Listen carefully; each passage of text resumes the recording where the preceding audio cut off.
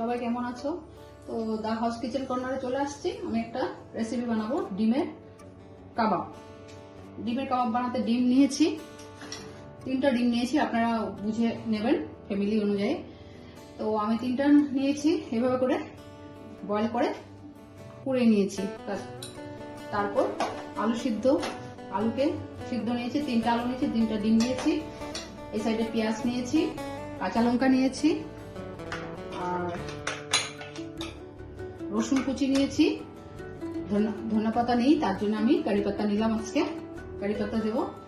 আর salad নিয়েছি, একটু গাজর আর শসা, আর কর্নফ্লাওয়ার নিয়েছি। সাদা তেল আর ঘি দিয়ে আমি জিনিসটা করবো। তাহলে আমার রেসিপিগুলো কেমন হচ্ছে অবশ্যই আমাকে কমেন্ট করে জানাবেন। লাইক শেয়ার সাবস্ক্রাইব করে দেবেন, ফুল ভিডিও দেখবেন, তাহলে বুঝতে পারবেন। তাহলে চলুন না, এখন ডিমটাকে ম্যারিনেট করবো।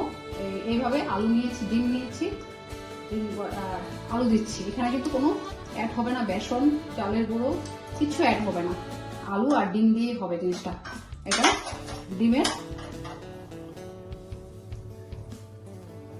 বানাচ্ছি। তো এটার মধ্যে আদা কুচি দিচ্ছি, এভাবে আদা কুচি দিলাম, কাঁচা লঙ্কা দিচ্ছি, কাঁচা লঙ্কা কুচি, তারপর ধনে পাতা থাকলে দেবেন, পুদিনা পাতা ধনে পাতা দিলে সব থেকে বেশি ভালো লাগে। তো আমি কারি পাতা দিলাম আজকে আমার রেসিপি এইভাবে করে আমি কিছু সময় একটু আনকমনও রাখি। তো কারি পাতা দিয়েছি, দিয়ে নুন দেব, একটু নুন দেব, বেশি না, বেশি নুন হয়ে গেলে টেস্টটা নষ্ট হয়ে যাবে। এখন নুন দেব, আর একটু জিরা গুঁড়া দেবো, একটু হলদি গুঁড়া দেবো। তো এভাবে করে আমি কাবাবটা করবো। আপনারা সবাই তো আমরা চিকেন কাবাব খাই, মটন কাবাব খাই, তারপর আপনার কি বলে ডিমের কাবাব কিন্তু খুব কম খাওয়া হয়, তাই আমি করছি। আপনারা দেখুন আমার সাথে থেকে, তো ফুল ভিডিও দেখলে বুঝতে পারবেন। হলুদ, জিরা আর নুন দিয়ে এখন আমি এটাকে মেখে নেব। কর্নফ্লাওয়ার দিচ্ছি, দেখুন এখানে কিন্তু চালের গুঁড়ো আর বেসন হবে না, দিচ্ছি। আর শাহি গরম মশলা লাগে, কাবাবে তো শাহি গরম মশলা লাগে। তো আর একটা পিস চিজ লাগবে, ঠিক আছে? আমি চিজটা কেন নিয়েছি আমি দেখাবো কি করব। আর শাহি গরম মশলা নিলাম, কারণ জিনিসটা তো শাহি কাবাব, তার মানে ডিম দিয়ে করছি। এইভাবে মেখে নিচ্ছি আমি। তাহলে এই সাইডে আমি এখন একটা তাওয়া বসিয়ে দিয়েছি, বসিয়ে আমি তেল দিচ্ছি। তেল দিয়ে তেলটা গরম হচ্ছে, গরম হলে আমি পেঁয়াজগুলোকে ভেজে নেবো, রাস্তা এখানে মিক্স করব, ঠিক আছে? তো তেলটা গরম হতে, দেখুন তেলটা গরম হয়ে গেছে। আমি পেঁয়াজগুলোকে এইভাবে লাল লাল করে ভেজে নেব।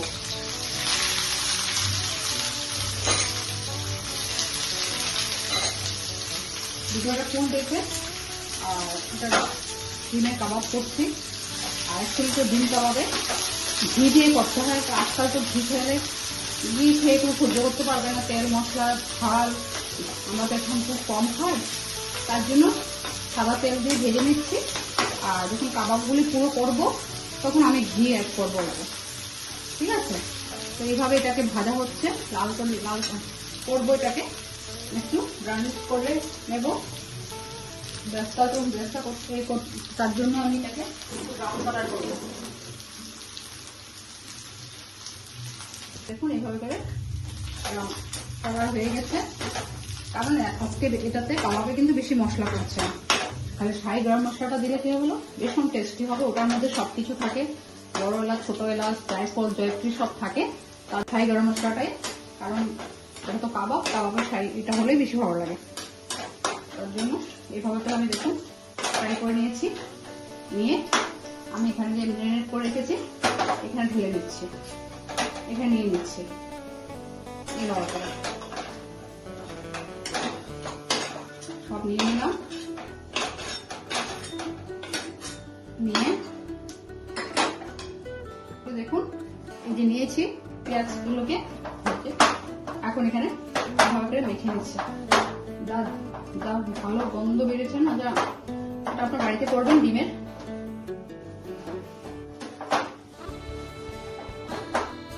মেখে নিলাম, মশলা কিন্তু বেশি পড়েনি, এইভাবে মেখে নিচ্ছি।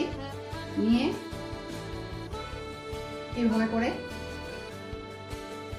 করে গোল করছি, গোল করে এখানে একটু হোল করে নিচ্ছি। হোল করে বলছিলাম না চিজ লাগবে, চিজ এইভাবে ঢুকিয়ে দিচ্ছি। ঠিক আছে, দেখুন এইভাবে চিজগুলি এভাবে দিলাম। ঠিক আছে, দিয়ে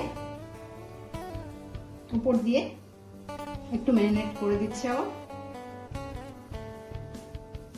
এইভাবে আপনারা অবশ্যই করবেন।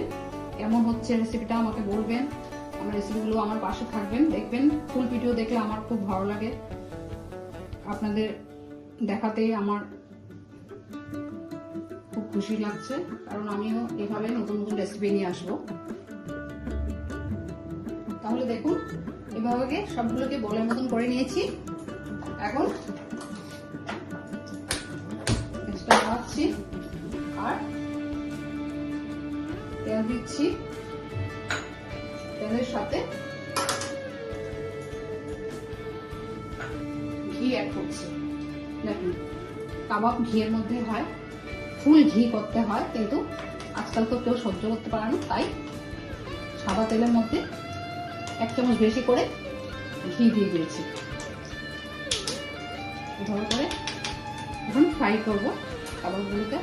এখন আমি তেল আর ঘি গরম হয়ে গেছে, এখন কাবাবগুলোকে দিয়ে দিচ্ছি।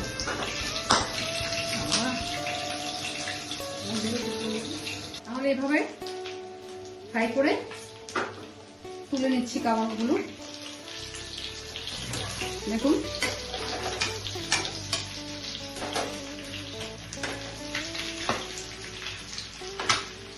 ডিম তো একটু ফুটে যাচ্ছে মাছের মতন, সব মাছ তো ফুটে না, পুঁটি মাছ দেখুন জল মাছের মতন ফুটফুট করে ফুটছে। তো আপনারা বুঝে পড়বেন, কারণ ফুটে আসছে। দেখুন আমার সব হয়ে গেছে ভাজা, সব ফ্রাই করে নিলাম।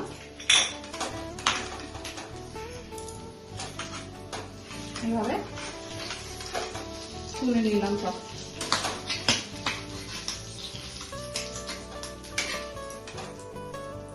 দুর্দান্ত গন্ধ বেরিয়েছে। তো দেখুন আমার এটা হয়ে গেছে কাবাবগুলো। তো আমি এখানে এইভাবে করে দিয়ে দিচ্ছি কাবাবের উপরে। আপনারা যেভাবে হোক দেবেন। আর